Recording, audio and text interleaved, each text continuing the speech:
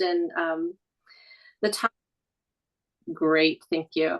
The topic tonight is AAC and mental health, and we are so pleased to have Alicia Alverson presenting for us.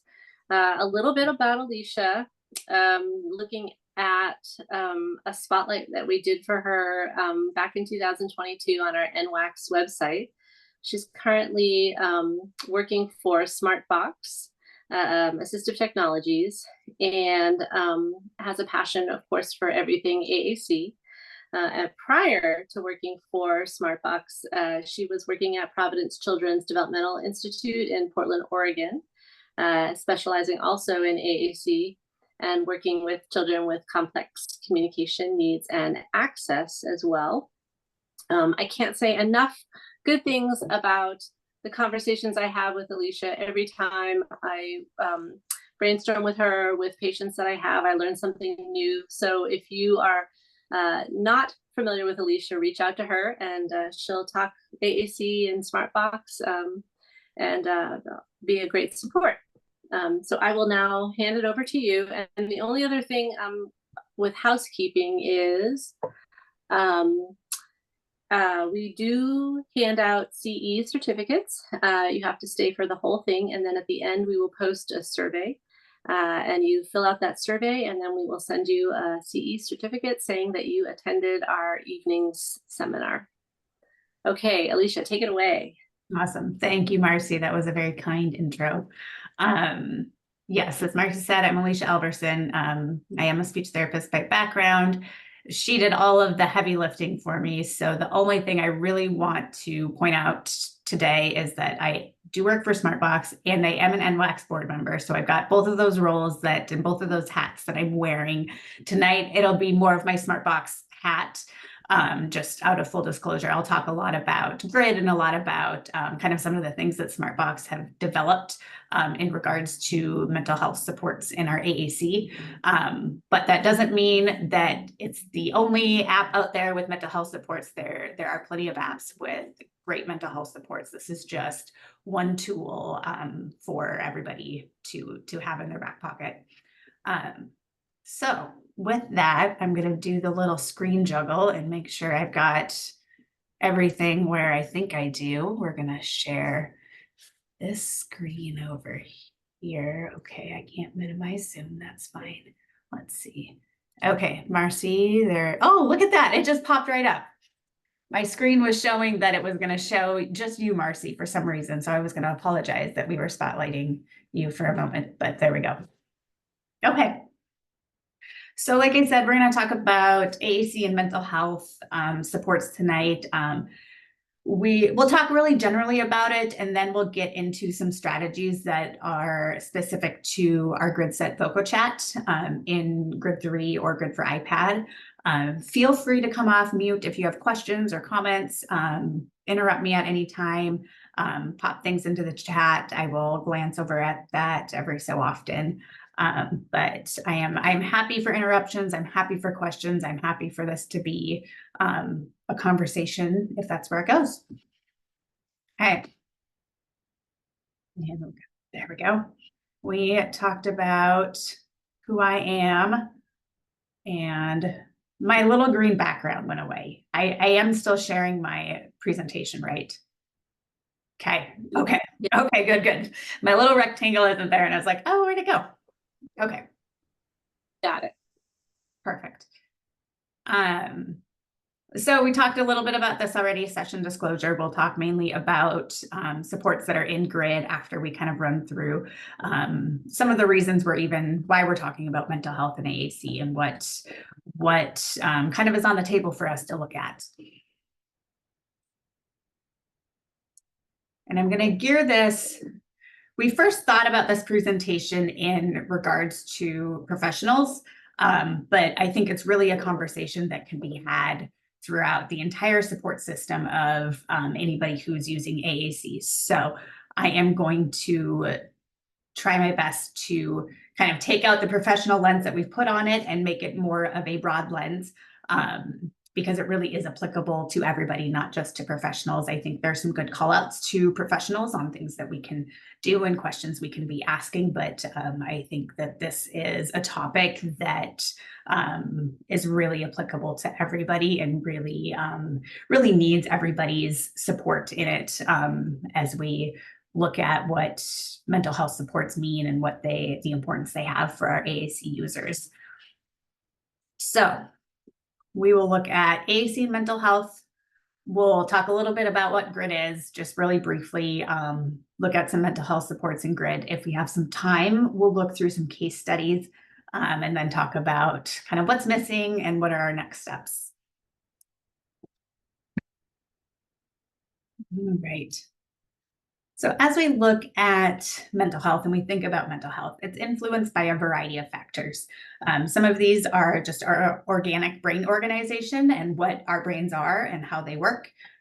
Some of that is the context that we're in, the context that our brains are in, the environments we're around. Some of it is our personal awareness, our theory of mind, our concept of ourself, how we think about ourselves, how we think about our experiences, our abilities to express emotions, our mental states, our relative balance, our social connections and relationships, as well as our practice with mental health. What kind of practice are we getting with mental healthiness and mental well-being? Those are just some of the things that will influence our mental health. And then, so why do we want to talk about this? What's the importance and what's at stake, especially as we think about our AAC community? As a starting point, when we think about mental health and AAC, one of the big questions we'll look at is, do AAC users have the opportunities and vocabulary to talk about their own identities and mental health? It seems like a simple question, but can quickly become complex. Especially when we look at historical practices and risk factors around individuals with disabilities and communication challenges. As professionals and caregivers who support AAC users, we are wanting to increase social acceptance both of AAC devices in and of themselves, but also to validate and encourage AAC users to talk about their mental health and create supportive and safe environments to do so. We're currently in a culture that's engaging in more conversations about mental health, which is wonderful. There's always room for growth. But as we start to engage in these conversations, some new questions are arising, such as if people feel more at ease talking about mental health who are using verbal communication. Is the same true for our AAC users? Or is there kind of a disparity that we're starting to create and some gaps that we need to look at? As we move through our discussion, we're not just thinking about mental health, but we're also thinking about wider aspects of identity and what makes us us. So things like sexuality, gender, and race. And we'll be talking about some mature topics tonight. And I don't want that to get clouded and look like it's an adult-focused conversation, because I don't think it is. I think it's something that's important to look at early on, so we can start to look at how we encourage things like self-advocacy from a young age to support mental health journey through the lifespan. So it's a more mature topic, but it doesn't mean that it's just for adults. I think this is applicable across the lifespan. It's just going to look different depending on kind of who we're supporting. So as we start to think about these wider aspects of mental health and how to maintain a positive mental health, we must acknowledge and support people who use AAC, both by providing them a way to communicate, but also providing the vocabulary so they can talk about themselves and talk about their own identity with the terms that are important to them to help foster positive self-images and positive mental health for them. We'll need to ask ourselves if their vocabularies have access to reflect the aspects of identity that are important to them. And also ask ourselves, are we teaching where that vocabulary is? Are we teaching how to use that vocabulary? Are we teaching support around using this vocabulary? And another reason that we're talking about mental health in the context of people who use AAC is because research indicates that people with physical disabilities who also have severe speech disorders are 2 to 6 times more likely to suffer mental, physical, and sexual abuse as a result of not having access to effectively communicate. Now, I want to also point out that that was kind of a specific population that I have a specific statistic on, but I don't think that that ignores the broader population of people with communication challenges. So I just want to note that caveat that that statistic came from one population, but that doesn't mean that's the only population that's at increased risk for these abuses. So as we look at people with communication challenges and not having access to effective communication, we're seeing that this means they also have less access to mental health services, less opportunity in practice and talking about mental health. And some of this impacts the rate at which they're diagnosed with mental health disorders. It can either be overdiagnosed because of what maybe behaviors are being misinterpreted as, or underdiagnosed because they don't have the vocabulary to talk about the things that are important to them, and the opportunity then to get the correct services they need to help with the things and the challenges going on for them. If we think about how mental health services are accessed, we have to go through some type of evaluation that uses communication. If we don't have access to robust communication for these assessments, this can lead to the inability to then access even these initial services to start out with. And even before we look at initial assessments, we have to be able to contact somebody. We have to be able to reach out to a provider or a clinic to even get in, to give somebody some insight and to tell somebody that we have a need to see somebody. And that may be done through a caregiver, it may be done through a parent. So it doesn't necessarily always happen with the individual, but I think we want to think about that as, I think back to, gosh, I think I was probably in, I don't know, 7th or 8th grade, maybe 8th grade. And my mom wanted me to call and make my own dentist appointment because she thought that was important, that I started to be able to make my own appointments, an important life skill. And so I was, I don't know what, 13, 14 years old, and being expected to do these things. And I don't know how often we're giving that opportunity to individuals who are using AAC to also be like, well, something that you can do that's a life skill is to make your own appointments, and let me support you through that. And here's how we do that. And then as we think about ourselves as we think about mental health professionals, there are many that don't know how to even work with AAC users. We had the pleasure of doing a presentation on mental health and AAC several months back with a mental health professional who also uses AAC.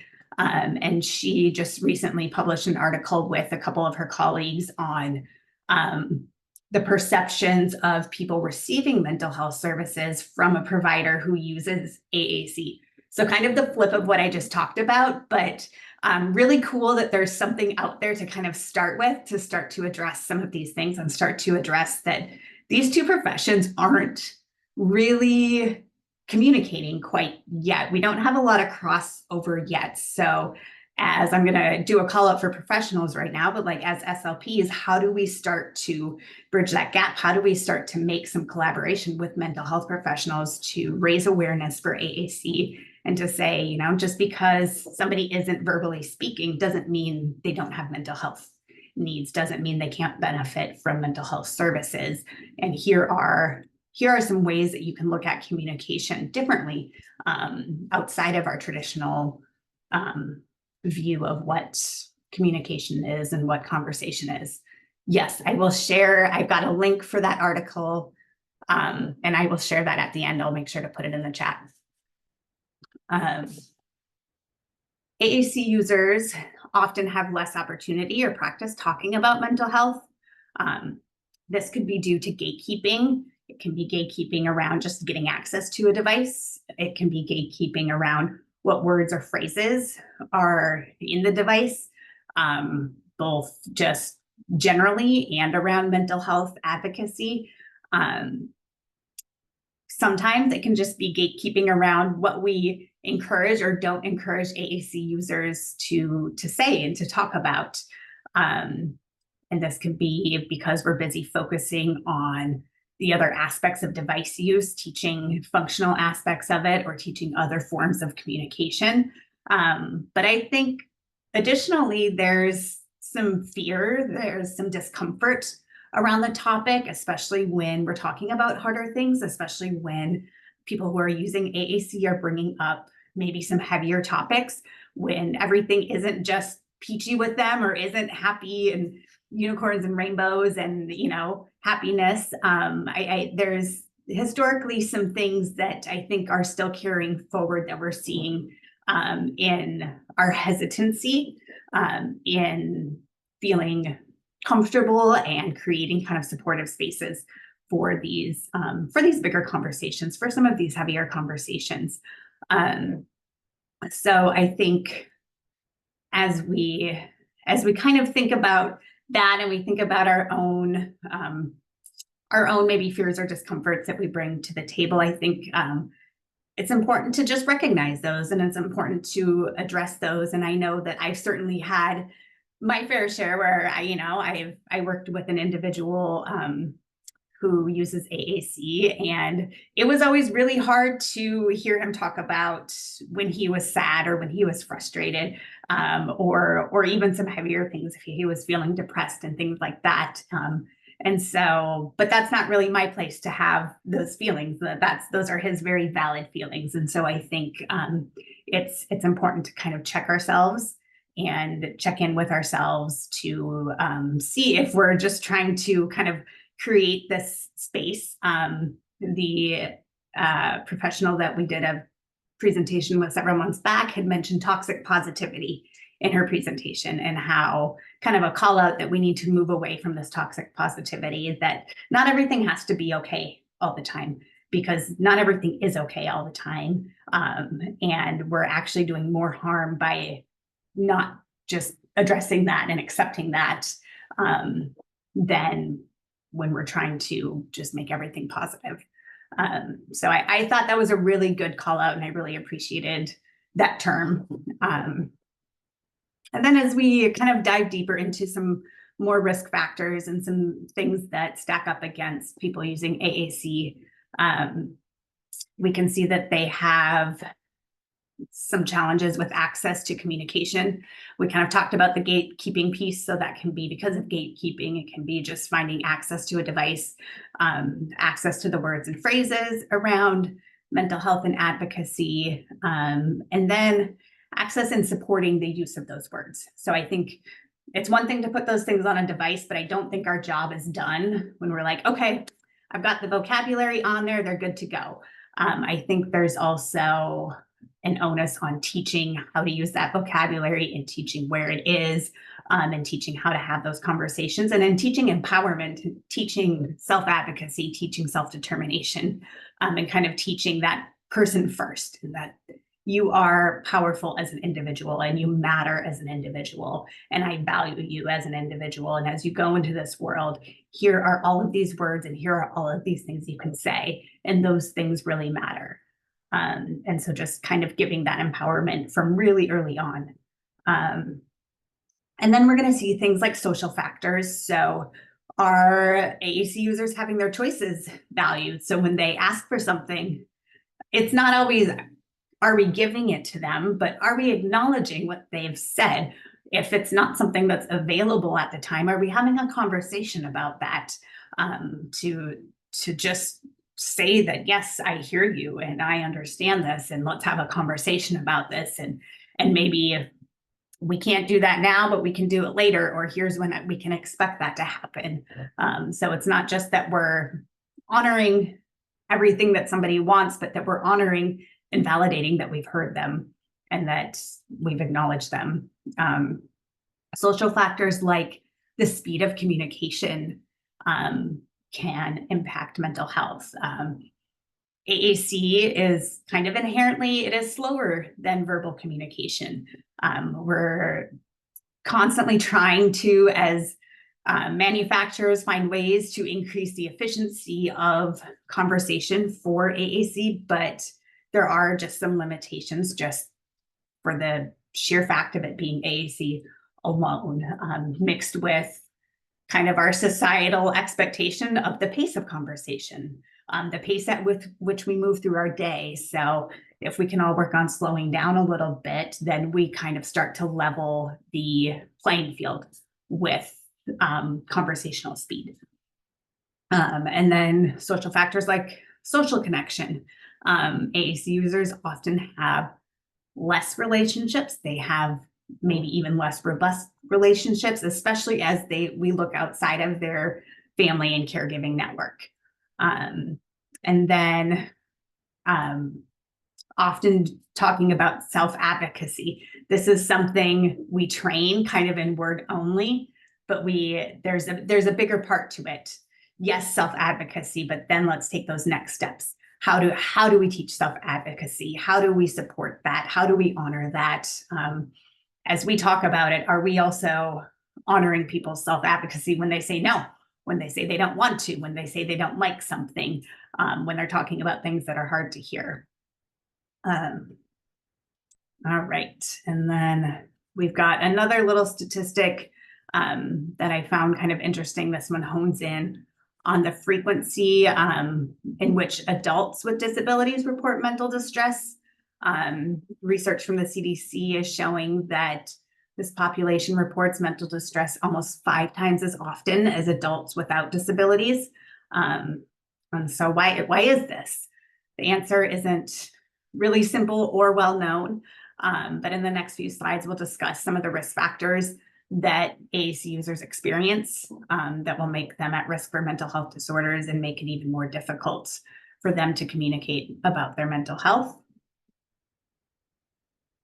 So as we look through some risk factors, we're going to look at these risk factors, and then we're going to see some of the characteristics of caregiving networks that also can have an interplay with mental health and risk factors of not having mental health needs met as an AAC user. So some of these are experience with discrimination and stigma.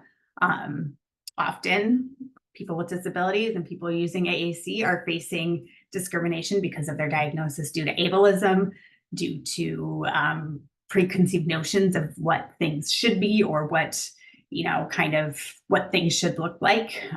We're not looking necessarily through a more neurodiverse lens, through a wider lens of individuality. We have physical health concerns. Sometimes along with people's diagnosis, there's also a higher likelihood of having mental health challenges. We talked a little bit earlier about difficulty starting and maintaining relationships. A lot of time AAC users are challenged when it comes to maintaining and making relationships outside of their families and their caregivers. Difficulty engaging in education and employment. This can be a large challenge for AAC users for a lot of reasons when it comes to jobs. So one, do we have jobs that can sustain their lifestyle? And can they live off the pay? And then 2, is it meaningful employment? Hang on just a second.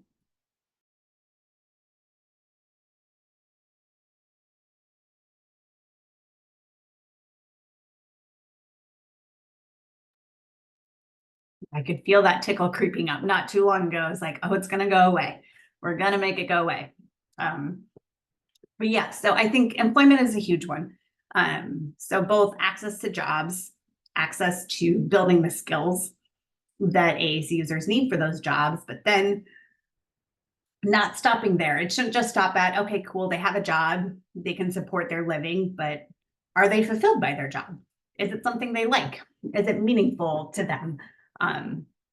because these are things that many of us without disabilities get the opportunity to look at and get the opportunity to change and to chase after. And then lack of trusted or skilled communication partners can increase risks, as well as the exposure to trauma and abuse that we've already talked about. And then reduce self-determination. So that looks at, are we valuing opinions of people with AAC, using AAC? Are they having their feelings validated? Are we giving them choices and respecting those choices, or at least listening to them and having conversations about them? We can look at loneliness, not having social connection, kind of due to, I'm going to link that right back to the difficulty with starting and maintaining relationships. And then difficulty establishing self-regulation strategies. So if AAC users don't know how they can regulate or ways that they can access the mental health resources that some of us do automatically, they're going to also be at higher risk for mental health challenges. All right, so a recent article looked at some risk factors which helped or hindered AAC users getting help with their mental health and well-being, related mainly to the skills, attitudes, and support practices of their communication partners. So as we look at these, we're going to think about how can we make sure that those around AAC users are ready and equipped with the necessary tools to support. I'm going to address this tickle one more time.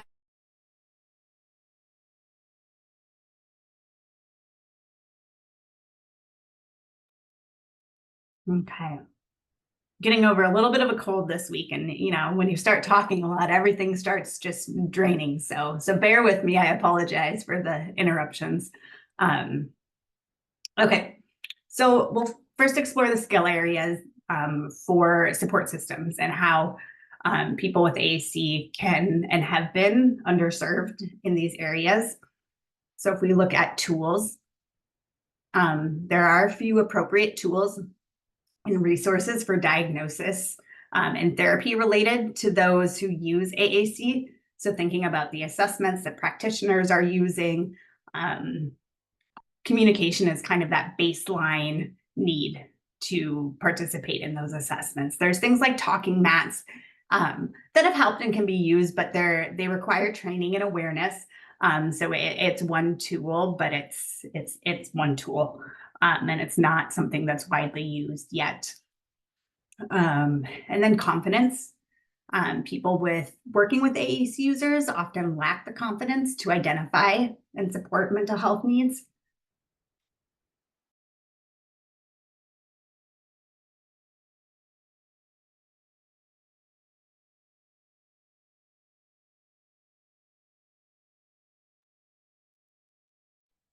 I did bring myself some water, so I was proud of that, to remember that piece. Thanks, Mercy. And then looking at knowledge. So mental health professionals really don't have a lot of knowledge or are unlikely to have experience with people using AAC. So how do we start making that pairing as a professional field to raise that awareness? We talked a lot about gatekeeping already. I keep saying it over and over again because it is something that we are really trying to step away from as a field, and we're really trying to step away from as we give access to full vocabularies, as we start to kind of take away our fears and hear things that we don't always want to hear. And then we look at advocacy. What do we need to advocate for AAC users? What does this look like? How do we empower them? How do we teach that empowerment?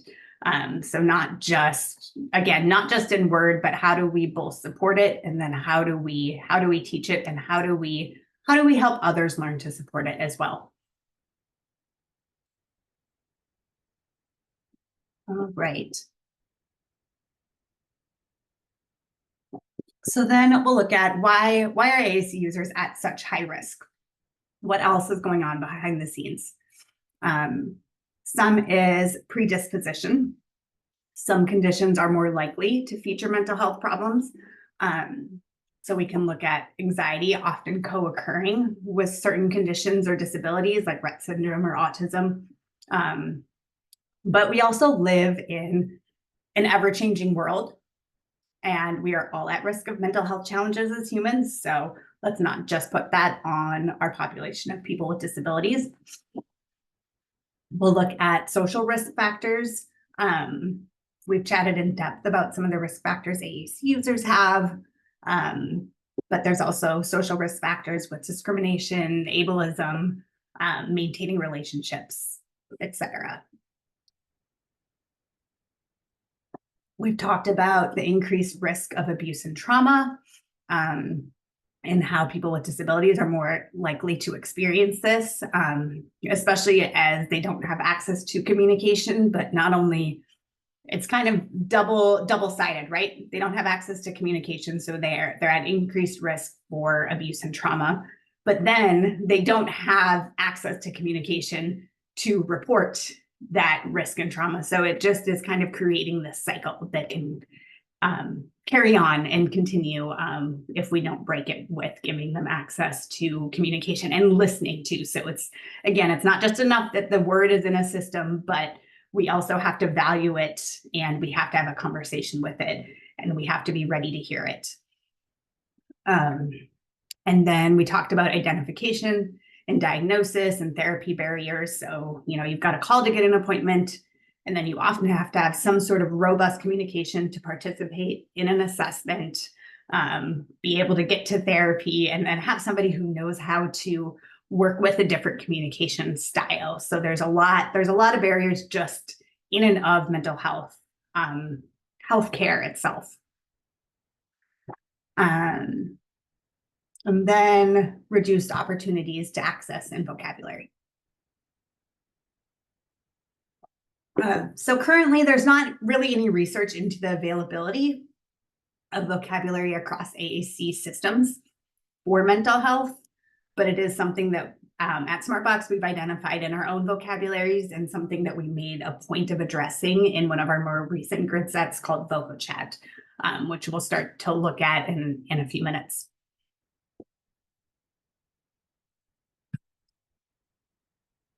All right, so we've looked at a lot of the things that are stacked against our AAC users. And that doesn't paint a beautiful picture, but what it does is it sets us up to then look at, okay, so what do we do about it? We have some power in this world. We are all very knowledgeable, very talented individuals. So how do we start to address this? And so some of the things we can look at and advocate for are active participation in diverse communities. So how we support that for our people with disabilities, how we advocate for that, supporting self-determination, starting really early on. So this is one of those skills that from a really young age, I want to teach a child that their voice matters, that what they have to say matters, whether it's with their verbal speech, whether it's with their gestures, whether it's with their AAC device. All of that communication is important and powerful. And then teaching their own agency, that you have power in this world. You have adults that are here to support you, but you have power in this world, and ultimately you are going to hopefully be an adult someday that is going to be able to make their own choices. And I want to start to encourage that from as young as I can. And then help supporting meaningful relationships, giving tools to maintain them, communication and vocabulary that are meaningful and can keep that relationship going. So that's looking at things like slang in vocabulary. As I'm growing into a teenager, like, what kind of things do I want to put in my AAC system? What are the things that my peers are saying? So, I already have this kind of computerized voice, but let's not just have boring things in there just because I have a computerized voice. Let's start to put in that fun vocabulary, those things that maybe I'm going to get in trouble for saying, because kids get in trouble for saying things, and that's an important part of development. So just because somebody has a disability doesn't mean that they shouldn't also have access to getting in trouble, and kind of getting into mischief, just like their siblings do, just like their peers do. And then looking at access to employment, and employment that's sustainable, employment that's meaningful, employment that's valuable to the person doing it. So when it comes to these protective factors, this is really our central focus on how we can help to support and advocate for mental health, both as professionals, as caregivers, as anybody who's supporting somebody using AAC. So we're going to jump into GRID for a little bit and talk about what mental health supports exist there. For those not familiar with GRID, I'm not going to do a deep dive into what it is, but it's an AAC software that Smartbox develops. And then inside of GRID, there are a lot of different tools and AAC supports that both offer support for organizing language for a communication, but also supporting all of the other things somebody might want to do, whether that's email, whether that's Instagram, whether it's social media, computer, accessing a computer, and other things like that, because we've seen that leisure is associated with psychological health, and then it helps to reduce the effects of stress. And it also aids in networking, meeting new people, maintaining relationships, making friends, being part of a community. So we kind of take a well-rounded approach to what we're going to put in our software. These are some of the things that we'll look at really briefly. So now we're gonna, there we go. Oh, look at that. We get to look at a cute dog for a moment, and we're gonna open up GRID.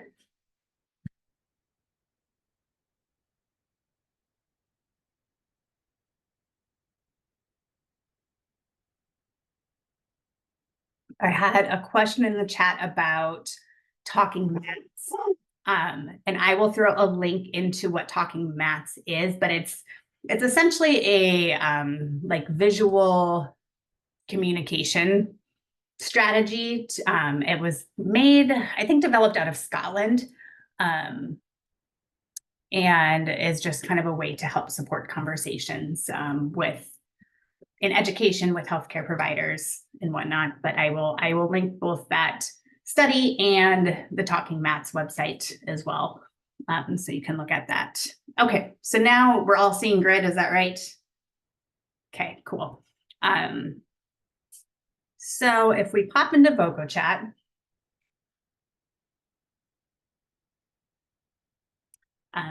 we're going to see a large cell layout just to kind of orient you to what this vocabulary is it's a pragmatically organized vocabulary system. So that means that it's organized by the reasons that we're communicating.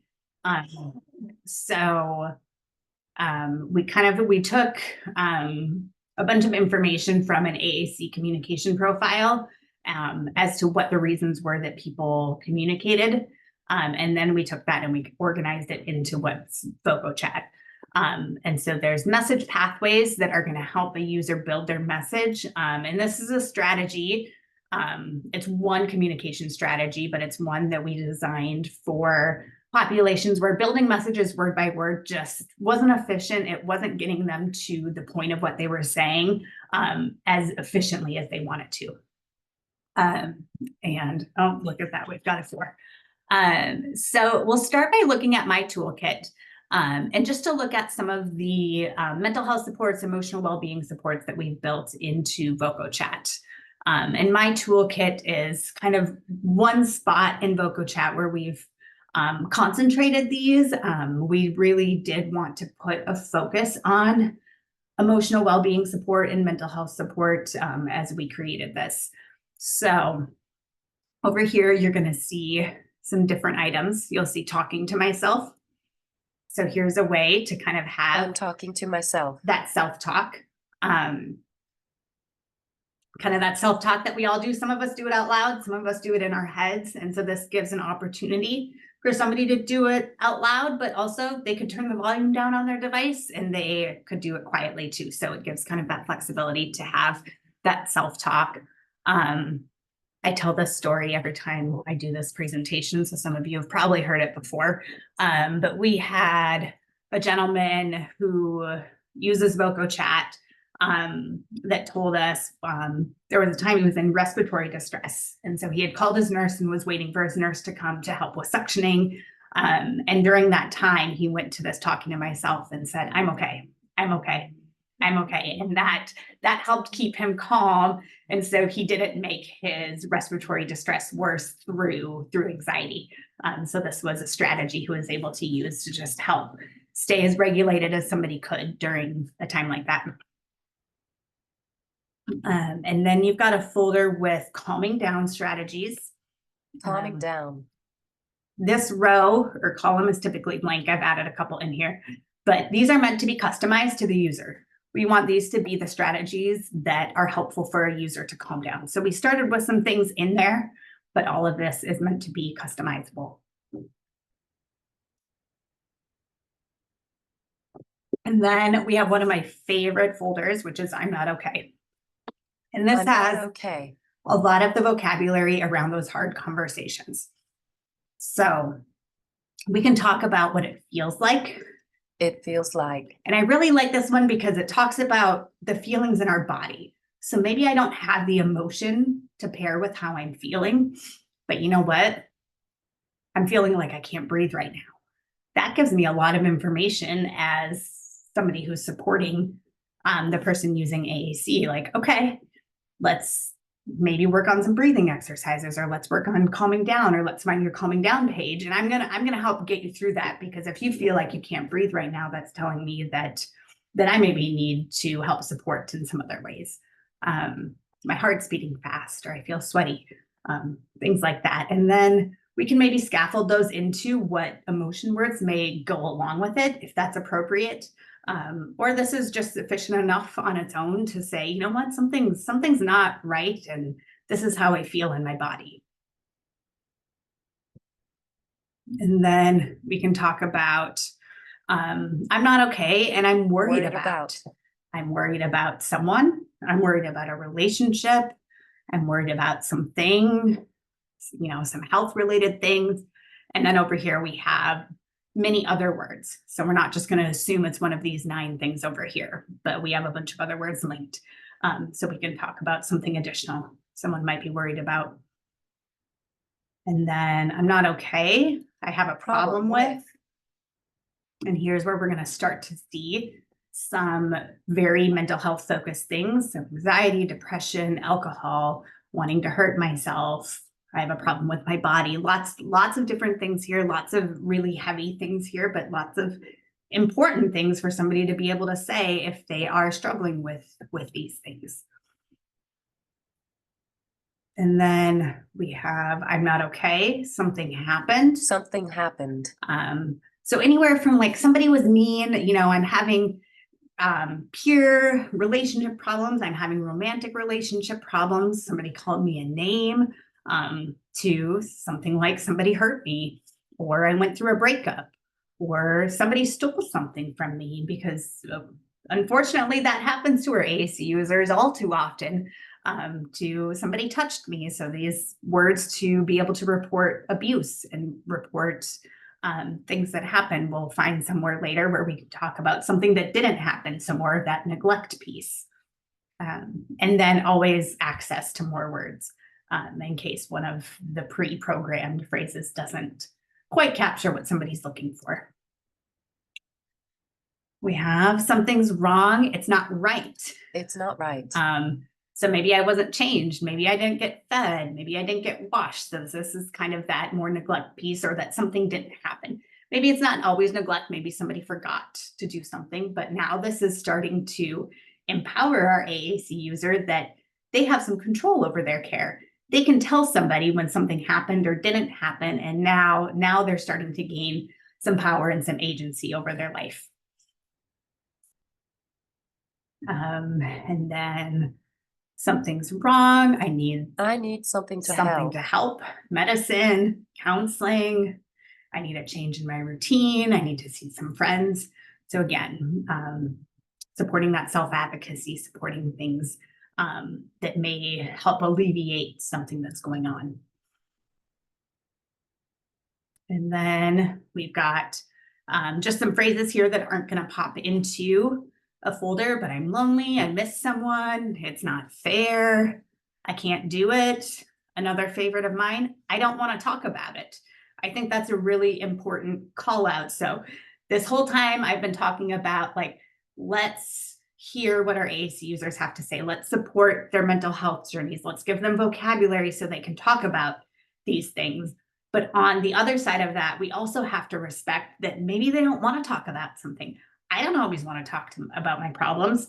Sometimes there's only certain people I want to tell them to. Sometimes they don't want to talk about it at all. And it's really important to be able to have that vocabulary that I don't want to talk about it. And I don't have to talk about it.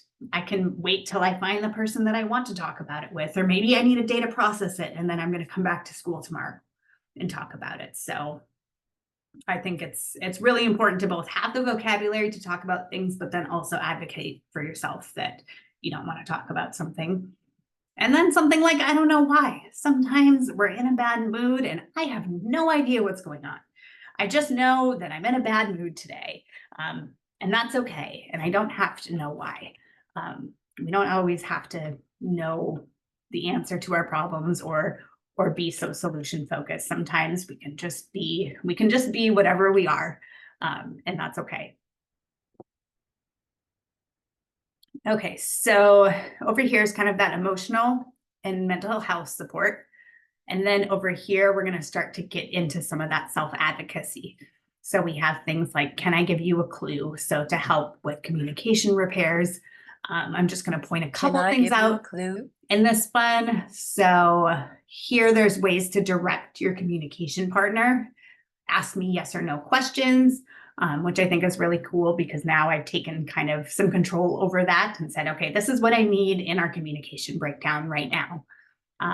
I'll describe something or I'll describe a person. And then we've got a visual or a talking photo album. So thinking about that social connection. We all, I think, share pictures really often now. I can't tell you how many times a week I'm talking about dogs to someone. I'm like, oh, let me show you a picture of my dog.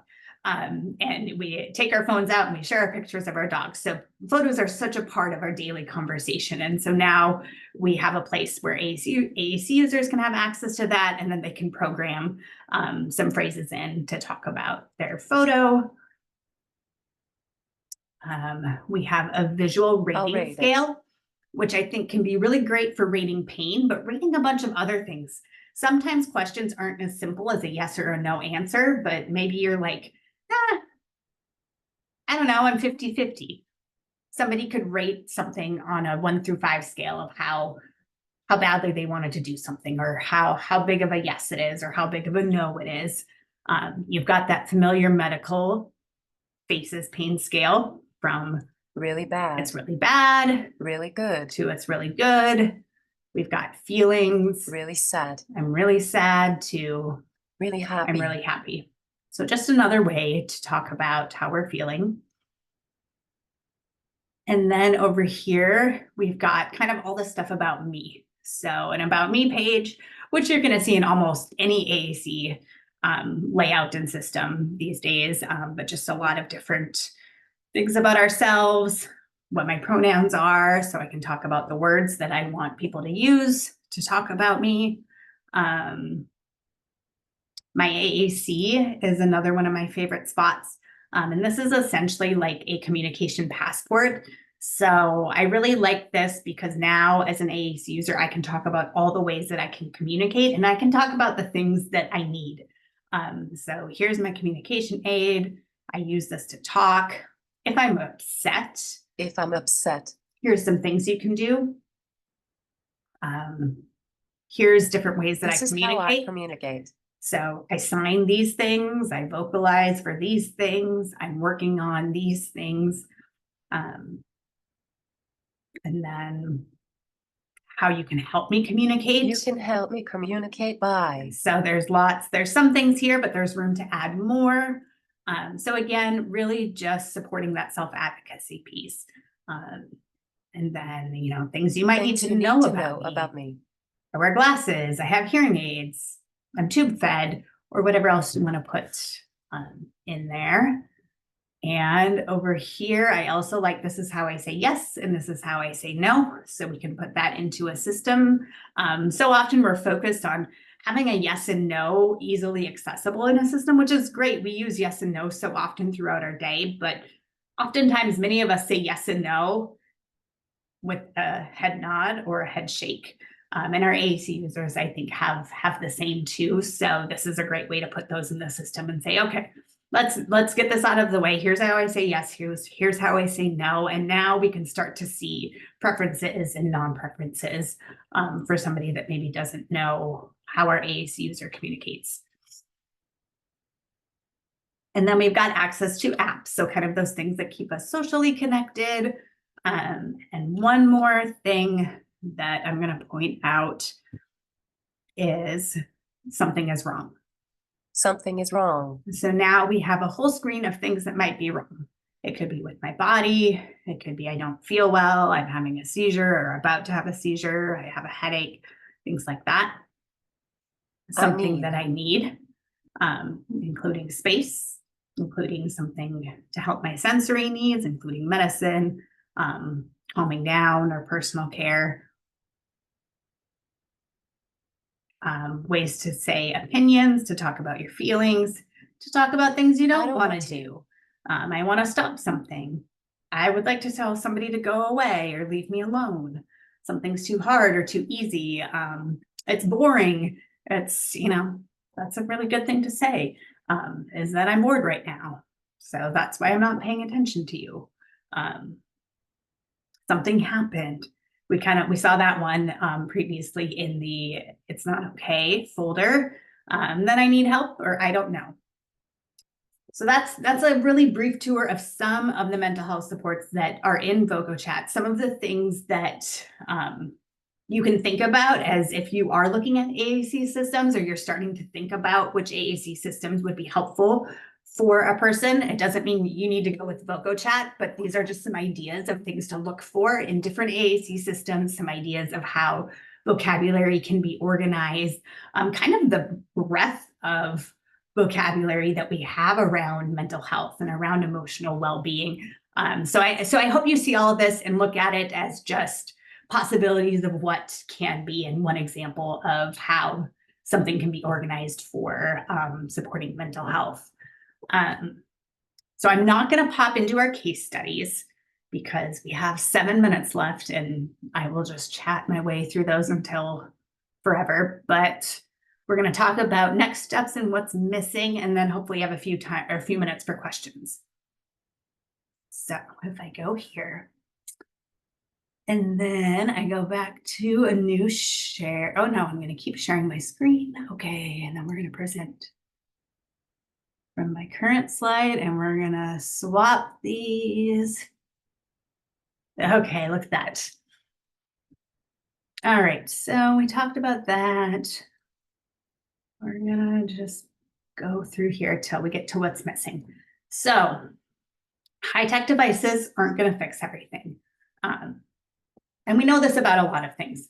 They're a really, really good communication tool, but they're not the only communication tool, and they're one part of communication. So we really need a mix of modalities that are personalized to each AAC user. And that's gonna be different for every individual. Devices can be difficult to obtain. It doesn't mean we don't obtain them, but it just means like, let's think big picture about everything. Let's make sure we have lots of tools at our disposal. And they also require training. And we know that sometimes they can be a little bit scary. So again, it doesn't mean don't do them. It just means that there is an inherent or can be an inherent barrier in a high-tech device. We have improvements that we need to make so devices are more accessible, so they work in more environments. So that's something kind of on the manufacturer end that we need to address more, and we need to look at how we can make these more broadly available. Working with mental health professionals to incorporate additional vocabulary tools in AAC, and I would say also working with them to understand how to work with AAC. So not just about the vocabulary, but then how to support AAC, communication partner training, And then considering the vocabulary available in AAC systems, we might need to reconsider some of these terms that we use, especially how we view those with severe psychological disorders. So things like crazy, psycho, and all of these terms that we've used as part of our colloquialisms for so long, but that doesn't mean that they're okay to use. It doesn't mean that we can't stop and think about them and see like, what is it that we're really trying to communicate when we say these words? Yeah, some of the icons that accompany those words are so bad. Yeah, they really are. And they're really, yep, they are some things that we need to consider and we need to look at and we need to start changing. And one more slide of what's still missing. So more research, always more research, kind of on AAC and mental health, helping us guide vocabulary, but then helping us inform training needs. I'm gonna see if I can just open this link so I can pop it right into, well, I'll pop it into the chat in a moment. So this is that study I was talking about with the mental health professional who uses AAC. So I'll throw that into the chat. I'll throw talking mats into the chat. And then stay in touch if you have any questions. Here is my email. I will leave that on the screen for a moment. Well, no, I lied. What I'm going to do is I'm going to put it in the chat. And then I'm going to grab those other links and we're going to stop sharing. And feel free to pop on with some questions or comments if anybody has any. I'm happy to answer them, or I'm happy to be a part of a conversation or whatever anybody wants to add. Thank you, Alicia. Can you hear me okay? I can hear you okay. And I'm also going to stop Okay. recording for a sec. Stop recording.